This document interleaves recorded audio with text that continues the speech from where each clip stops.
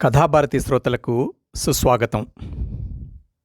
ఈనాటి కథ ఆగస్టు 2, 2009లో ఈనాడు ఆదివారం అనుబంధంలో ప్రచురింపబడిన డాక్టర్ కెవి రమణరావు గారి కథ కలలోని నిజం.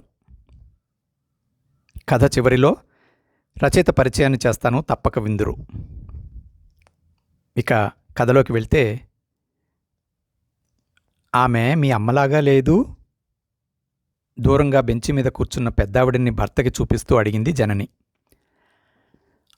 ఆవిడ తన మనవడికి కాబోలు మురిపంగా అరటిపండు తినిపిస్తోంది. అటువైపోసారి చూసి తల తిప్పుకున్నాడు రైల్లో కిటికీ పక్కన కూర్చున్న మాధవరావు. భర్తకి సెండ్ ఆఫ్ ఇవ్వటానికి వచ్చి కిటికీ పక్కన ప్లాట్ఫామ్ మీద నిలబడి ఉంది జనని. అతను తన సొంత ఊళ్ళో అమ్మిన చివరి 4 ఎకరాల పొలం తాలూకు రిజిస్ట్రేషన్ పని మీద నెల్లూరు నుంచి రాజంపేటకు వెళ్తున్నాడు. ఉదయం 10 గంటలవుతోంది. రైల్వే స్టేషన్లో పెద్దగా జనం లేరు. భర్త మొహం ప్రసన్నంగా లేకపోవటం గమనించింది జనని. ఇక మన ఊరు ఎప్పుడో గానీ వెళ్ళరు. రిజిస్ట్రేషన్ రేపు గదా, రాత్రికి మన ఊరెళ్ళి మన ఇంట్లో ఉండండి అనునయంగా చెప్పింది జనని. అది మన ఇల్లు కాదు, అనురాధది, కోపంగా అన్నాడు మాధవరావు. అనురాధ మీ చెల్లెలే గదా, ఎవరో అన్నట్టు మాట్లాడతారే. ఆ బంధం అప్పుడే తెగిపోయింది. వాళ్ల పరిస్థితి బాగుండకే గదా మీ అమ్మ వాళ్ళకి ఇల్లు పొలం ఇచ్చింది. అయినా ఎవరికి ఇచ్చింది? మీ ఒక్కగానొక్క చెల్లెలికేగా. మీరు ఆ ఇంటి గడప తొక్కి 2 ఏళ్లయింది. ఆస్తి కోసం రక్త సంబంధం తెంచుకుంటామా? జనని వదల్లేదు. మాధవరావు మాట్లాడలేదు. ఓ కాకి గోడ మీద కూర్చొని అవతలి ప్లాట్ఫామ్ మీద ఎవరో వదిలేసిన అన్నం ప్యాకెట్ని చూస్తోంది. దూరంగా నీడలో పడుకున్న కుక్క కాకినే గమనిస్తోంది. ఆమెకివ్వబట్టే గదా ఆ 6 ఎకరాల పొలమైనా మన కుటుంబం కింద సాగులో ఉంది. మీ నాన్న ఆ పొలాన్ని తయారు చేయడానికి ఎంత కష్టపడ్డారు. అనురాధ ఆడమనిషి అయినా కాయకష్టం చేసి వ్యవసాయం చేయిస్తోంది. మన వాటా మనం ఏం చేశాం? బంగారం పండే మాగాణి అమ్మి ఈ నగరం కొసానెక్కడో ఇళ్ల స్థలాలు కొని కంప చెట్లకు తొండలకు వదిలేశాం. మాధవరావు భార్య వైపు కోపంగా చూశాడు. గోడ మీద కాకి అన్నం పొట్లం దగ్గరకొచ్చి భయంగా అటూ ఇటూ చూసి తినకుండానే వెళ్ళి మళ్లీ గోడ మీద కూర్చుంది. కుక్క నిరాసక్తంగా తల మరోవైపు తిప్పుకుంది. రైలు కూత వేసి బయలుదేరటానికి సిద్ధపడింది. చెల్లెల మీద కోపం పెట్టుకుని రాత్రికి ఆ నరసింహులింట్లో పడుకోకండి. అతను ఫ్యాక్షన్ మనిషి. ఎప్పుడు ఎవరు దాడి చేస్తారో తెలీదు. సాయంత్రం చల్లపొద్దున 2 మైళ్ళు నడిస్తే మన ఊరు వస్తుంది. ఇంటికెళ్ళండి, అందరూ సంతోషిస్తారు. కదులుతున్న రైలుతో పాటు నడుస్తూ చెప్పింది జనని. రైలు ముందుకు నడుస్తుంటే మాధవరావు జ్ఞాపకాలు వెనక్కి పరుగెత్తాయి. మాధవరావు వాళ్లది రాజంపేటకి పడమరగా 10 మైళ్ళ దూరంలో చెయ్యేటిగట్టు మీది అనుంపల్లె. ఏటికి ఇటూ అటూ ముక్కారు పండే మాగాణి. తండ్రి కాంతయ్య వృత్తిరీత్యా టీచరైనా ప్రవృత్తిరీత్యా వ్యవసాయదారుడు. అనువంశికంగా వచ్చిన 12 ఎకరాల మెట్టభూమిని కాయకష్టం చేసి మాగాణిగా మార్చాడు. మాధవరావు, అనురాధ ఇద్దరే సంతానం. ఇద్దరికీ తల్లి సీతమ్మే లోకం. మాధవరావు తిరుపతిలో ఎంఏ ముగించుకుని ఉద్యోగంలో చేరిన కొత్తల్లోనే అనురాధ పెళ్ళయింది. కుర్రాడికి ఆస్తిపాస్తులు అట్టే లేకపోయినా చెన్నైలో మంచి ప్రైవేటు కంపెనీలో ఉద్యోగమని మొగ్గు చూపారు. అనురాధకి తొలుచూలు ఆడబిడ్డ. మాధవరావు పెళ్లినాటికి రెండోది తప్పటడుగులు వేస్తోంది. అంతా సవ్యంగా నడుస్తుందనుకున్నంతలో ఓ రోజున కారు ప్రమాదంలో అనురాధ భర్త తీవ్రంగా గాయపడ్డాడు. ప్రాణం పోయినంత పని అయింది. చెన్నైలోని పెద్ద పెద్ద ఆసుపత్రులు, డాక్టర్ల చుట్టూ తిరిగి ఏడాది పాటు మందులు తీసుకున్నా ఫలితం దక్కలేదు. అతనికున్న ఆ కాస్త ఆస్తి హరించుకుపోయింది. కాంతయ్య తనకు చేతనైనంతా చేశాడు. అల్లుడు పూర్తిగా మామూలు మనిషి కానేలేదు. ఉద్యోగానికి పనికిరాడన్నారు. భర్త పిల్లలతో అనురాధ పుట్టిల్లు చేరింది. కూతురి సంసారం కూలినందుకు సీతమ్మ కుంగిపోయింది. కాంతయ్య మంచం పట్టాడు. ఆపై ఆయన ఎక్కువ రోజులు బతకలేదు. ఆయన పోతూ పోతూ భార్య సలహా మీద సగం ఆస్తి కూతురికిచ్చి పోయాడు. సీతమ్మ కూడా తన పేరుతో ఉన్న పొలము ఇల్లు కూతురికే ఇచ్చింది. మొదట్లో మాధవరావు ఇవన్నీ పట్టించుకోలేదు. రాను రాను వాళ్ళు వీళ్ళు అనడం మూలాన తల్లికి తనకంటే చెల్లెలంటేనే ప్రేమ ఎక్కువని, ఆమెకి అవసరానికంటే ఎక్కువ ఇచ్చిందనే అభిప్రాయానికి వచ్చాడు. మొదట్లో వాదించాడు. తర్వాత తల్లి చెల్లెలతో మాట్లాడడం మానేశాడు. ఏడ్చి మొత్తుకోవడం తప్ప సీతమ్మ కొడుకు మనసు మార్చలేకపోయింది. మాధవరావు భార్య జనని అత్తగారి పక్షమే వహించింది. అనురాధకు వేరే జరుగుబాటు లేదు. ఇవ్వడానికి ఇల్లు భూమి తప్ప తల్లి దగ్గర మరేమీ లేదు. ఎవరున్నా లేకున్నా భూమైతే కన్న తల్లిలా కడుపులో పెట్టుకు కాపాడుతుంది. భూమిని నమ్ముకుంటే అది అన్యాయం చెయ్యదు. కనీసం కలో గంజో ఇస్తుంది. మనకేం, మీకు మంచి ఉద్యోగం ఉంది. ఇలా జనని ఎంత నచ్చజెప్పినా మాధవరావు తలకెక్కలేదు. మంకుపట్టులో మార్పు లేదు. ఆ కోపంతోనే ఊళ్ళో తన వాటాకొచ్చిన పొలమంతా అమ్మేశాడు. మిగిలిన భౌతిక బంధాన్ని తెంచుకుని రావటానికి ఇప్పుడు వెళ్తున్నాడు. రైలు ఇంకా ఎండ ఉండగానే రాజంపేట చేరింది. తన ఊరెళ్ళడానికి ఇష్టపడని మాధవరావు 2 మైళ్ల ముందే నర్సింహులుంటున్న కోసూరులో బస్సు దిగిపోయాడు. ఆ రాత్రికి నర్సింహులింట్లోనే ఉండటానికి నిశ్చయించుకున్నాడు. నర్సింహులు ఇల్లు అవడానికి డాబా అయినా 4 వైపులా పెద్ద పెంకుల వసారాలున్నాయి. ముందు వైపు వీధిలోకి ద్వారానికి ఇరువైపులా పెద్ద అరుగులు. రాత్రి భోజనం తర్వాత నర్సింహులతో పిచ్చాపాటి మాట్లాడాక వీధి అరుగు మీద పక్క పరిపించుకున్నాడు మాధవరావు. ఇంట్లో పడుకోమన్నా వినలేదు. తన ప్రాంతాల గాలి పీల్చి వెన్నెలు చూస్తూ నిద్రపోయి చాలా కాలమైందన్నాడు. వీధి పొడవునా చెదురుమదురుగా కలిసిపోయిన ఇళ్ళు, చెట్ల మధ్య సప్తమి నాటి వెన్నెల చీకటితో నిశ్శబ్దంగా దోపుచులాడుతోంది. అప్పుడప్పుడు చల్లని గాలి సడి చేయకుండా వీస్తోంది. తన ఊరు, తన బాల్యం, చెల్లి తను ఆడుకోవడం, తమ చిన్ని తగవులు తల్లి తీర్చడం మాధవరావుకి ఒక్కొక్కటి గుర్తుకొస్తున్నాయి. తన ఊరికి అంత దగ్గరలో తన ఊరుగాని మరో ఊళ్ళో ఈ అరుగు మీద ఇలా ఒంటరిగా పడుకోవడం అతనికి తెలియకుండానే ఎప్పుడో నిద్రపట్టింది. నిద్రపోతున్న మాధవరావుని ఎవరో మెల్లగా స్పృశించి నిద్రలేపినట్టు అయింది. కళ్ళు తెరిచి చూశాడు. అంత మసగ్గా ఉంది. రాత్రి ఏ జామో తెలియలేదు. ఎదురుగా తన కాళ్ల పక్కన వీధివైపు ఎవరో ఆడమనిషి కూర్చొని ఉంది. తేరిపారా చూశాడు. ఇంతలో ఎక్కడి నుంచో కొంచెం వెలుతురు ఆమె మీద పడింది. ఆమె తన తల్లి సీతమ్మ. చిత్రంగా ఆ గుడ్డి వెలుతురులోనూ ఆమె మొహం స్పష్టంగా కనిపిస్తోంది. పుల్లంపేట నేతచీర కట్టుకుని కొంగు భుజం చుట్టూ కప్పుకొంది. తన వైపే ఆప్యాయంగా చూస్తోంది. అదేమిటి ఇంత రాత్రివేళ ఇక్కడికొచ్చింది? ఎలా వచ్చిందసలు? అతనికంతా అయోమయంగా ఉంది. దాహంగా ఉంది. గొంతు పూడుకుపోయింది. కష్టం మీద లేచి వెనక్కి జరిగి కూర్చున్నాడు.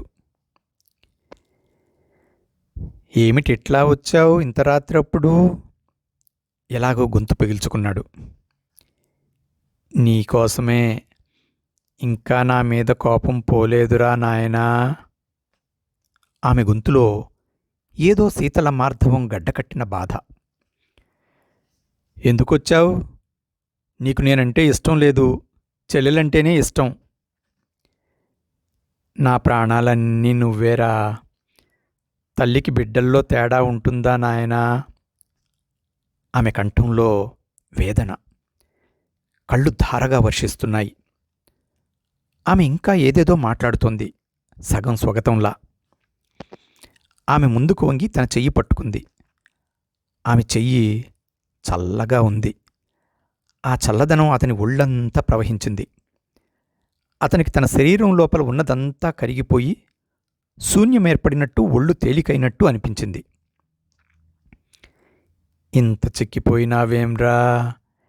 అన్నం సరిగ్గా తింటున్నావా? ఈసారి ఆమె మొహం స్పష్టంగా కనిపిస్తోంది.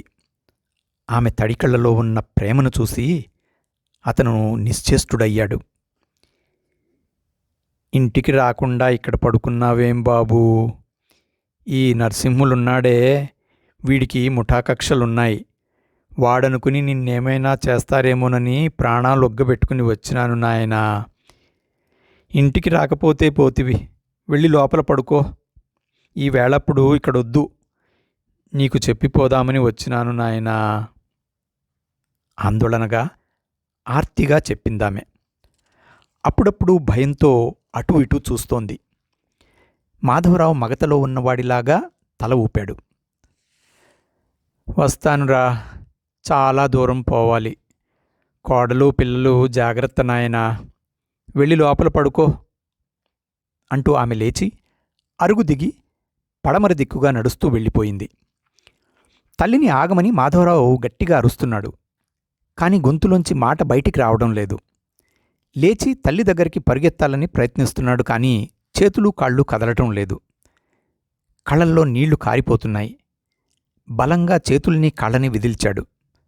స్తంభానికి చెయ్యి తగిలి అబ్బా అని అరిచాడు.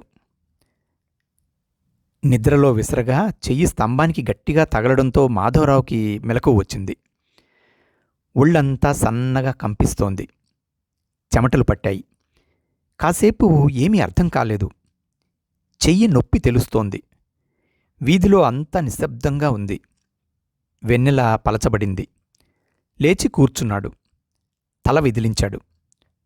కొంత స్పృహలోకొచ్చాడు. తన తల్లి కనిపించటం, మాట్లాడడం అంతా కలలో జరిగిందన్నమాట. కానీ ఇంకా తల్లి ఎదురుగా కూర్చున్నట్టే ఉంది. నెమ్మదిగా స్ఫురణకొస్తోంది. తల్లి చనిపోయి 3 ఏళ్లయింది. ఆమె భౌతికంగా వచ్చే అవకాశమే లేదు. కానీ ఎంతో భౌతికంగా జరిగినట్టుంది. ఆమె ఆత్మ వచ్చిందా? తనకలాంటి వాటి మీద నమ్మకం లేదు. రాత్రంతా ఆ విషయాలే ఆలోచిస్తూ నిద్రపోయాడు. అందుకే తల్లి కలలోకొచ్చింది. కానీ అదంతా కల అంటే ఇంకా నమ్మకం కలగడం లేదు. అంత స్పష్టంగా జరిగింది. అరుగు దిగి వీధిలోకొచ్చి చూశాడు. దూరంగా వీధి చివర ఓ ముసలావిడ కర్ర పట్టుకుని నడుస్తూ వెళ్తుంది. పరుగులాంటి నడకతో వెళ్ళి చూశాడు. అక్కడెవరూ లేరు. ఇది కూడా భ్రమేనా? తిరిగి వచ్చి అరుగు మీద కూర్చున్నాడు. శరీరం వణుకు తగ్గి పూర్తి స్వాధీనంలోకి వచ్చింది.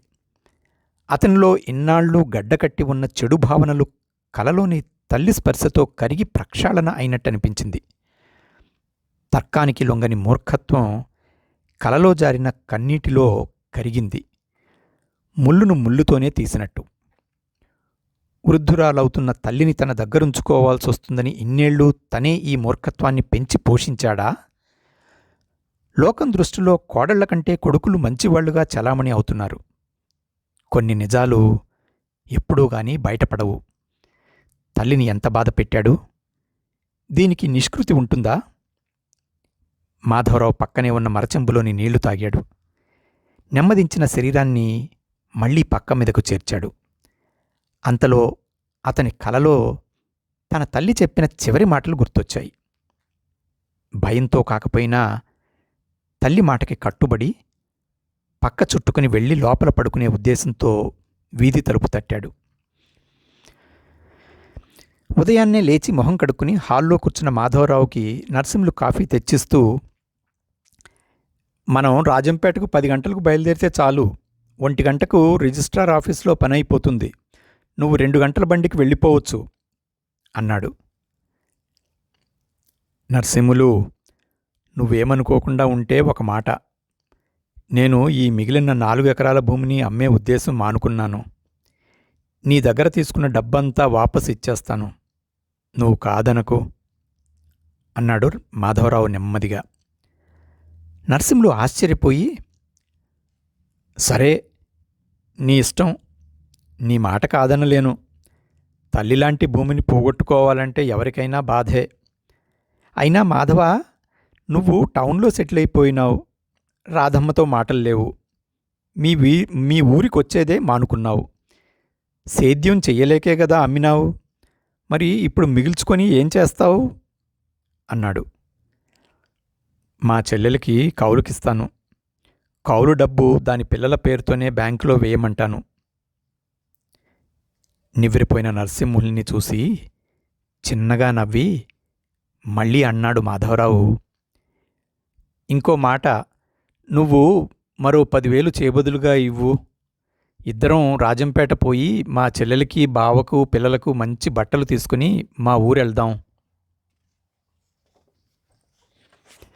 అదండి ఈ వారం కథ. ఆగస్టు 2, 2009లో ఈనాడు ఆదివారం అనుబంధంలో ప్రచురింపబడిన డాక్టర్ కెవి రమణరావు గారి కథ కలలోని నిజం. కరడు కట్టిన ఒక కొడుకు కోపాన్ని ఒక స్వాప్నికావస్థలో కరగజేసి తల్లిపై ఉన్న ద్వేషభావాన్ని విడనాడి తల్లి రూపంలో ఉన్న చెల్లెలిపై ప్రేమను పునరుత్పత్తింపజేసిన గొప్ప పరివర్తన కథ. ఇక రచయిత పరిచయానికి వస్తే, డాక్టర్ కెవి రమణరావు కథలు ఇప్పటిదాకా 80కి పైగా అన్ని ప్రముఖ దిన, వార, మాసపత్రికల్లో ప్రచురింపబడ్డాయి. కొన్ని కవితలు, సాహిత్య విమర్శ, ఉన్నత విద్యకు సంబంధించి అనేక వ్యాసాలు ప్రచురితమయ్యాయి. ఇప్పటికీ వీరి కథలు 3 సంపుటాలుగా ప్రచురితమయ్యాయి. అవి పుట్టిల్లు విశాలాంధ్ర 2013లో, బురుజు వీధి కథలు అస్త్రా 2023లో, కిటికీ అవతల అస్త్రా 2024లో. డాక్టర్ కెవి రమణరావు గారికి 2016లో ప్రతిష్టాత్మకమైన చాసో స్ఫూర్తి అవార్డును ప్రదానం చేశారు. 2019లో డాక్టర్ కెవి రమణరావు గారి కథల మీద కథారూప లక్షణాలు అనే విమర్శక గ్రంథాన్ని doctor T G R Prasad, doctor V శ్రీధర్లు వెలువరించారు. కొన్ని వ్యాసాలు కూడా ప్రచురితమయ్యాయి. వృత్తిరీత్యా ప్రభుత్వ డిగ్రీ కళాశాలల్లో వృక్షశాస్త్ర అధ్యాపకుడిగా పనిచేసి ప్రిన్సిపల్గా రిటైర్ అయిన డాక్టర్ కామరాజు వెంకటరమణరావు గారు రచనా వ్యాసంగాన్ని ఒక బాధ్యతగా భావిస్తారు. రచనలు సామాజిక మార్పుకి దోహదపడాలని విశ్వసిస్తారు. వీరి బాధ్యతా విశ్వాసాలు కథాభారతికి ఎంతో స్ఫూర్తిదాయకం. ఈ కథను ఆడియోగా రూపొందించే ప్రయత్నంలో వీరి అనుమతి కోరినప్పుడు 2 మాటలు చెప్పారు. ఒకటి, మీరు జపాన్లో ఉన్న తెలుగు కథల పట్ల అభిమానంతో ఉన్నారు, చాలా సంతోషం. మీరింతవరకు ఆ పని చేయకపోతే మంచి జపాన్ కథలు తెలుగులోకి అనువదించి ప్రచురించండి. మనకు వారి జీవితం పట్ల అవగాహన చాలా తక్కువ అని. డాక్టర్ గారు, అంతటి ప్రతిభను అలవరించుకున్న రోజు తప్పక చేస్తానండి. ఇక రెండో మాట, ఒక ఫోటో ఉంటే పరిచయంతో పాటు జోడిస్తాను అని నేను వారిని అర్థించినప్పుడు, నా ఉద్దేశంలో రచన ముఖ్యం, రచయిత ఎవరన్నది సమాచారం కోసమే. ఫోన్ నెంబర్ ఏదైనా సందేహ నివృత్తి కోసం అవసరం కావచ్చు అని ఫోన్ నంబర్ ఇస్తూ, మళ్ళీ నా స్నేహితుడొకరు మంచి చిత్రకారుడు, అతను తన చిత్రాల మీద సంతకం చేయడు, ఏ గుర్తు పెట్టడు, ఒకసారి అడిగితే 100 ఏళ్లుగా అలరిస్తున్న అద్భుతమైన శిల్పాలు చెక్కిన మన శిల్పులెవరైనా తమ పేరు ఎక్కడన్నా రాసుకున్నారా, నేనేపాటి అన్నాడు అని వారి అసమ్మతిని మరో ఉదాత్త కళాకారుడి మాటల ద్వారా చెప్పటం రచయిత డాక్టర్ కెవి రమణరావు గారి వ్యక్తిత్వ ఔన్నత్యానికి అద్దం. ఆ అనామ చిత్రకారుడికి రచయిత డాక్టర్ కెవి రమణరావు గారితో పాటు శిరస్సు ఒగ్గి నమస్కరిస్తూ, ఈ కథను చదవలేని మరో 100 మంది కథాభిమానులకు వినిపించడానికి అనుమతించిన డాక్టర్ రమణరావు గారికి కథాభారతి శ్రోతల తరపున నిండు కృతజ్ఞతలు తెలుపుకుంటూ సెలవు తీసుకుంటున్నాను. వచ్చే కథతో మళ్ళీ కలుద్దాం. సర్వే జనా సుఖినో భవంతు.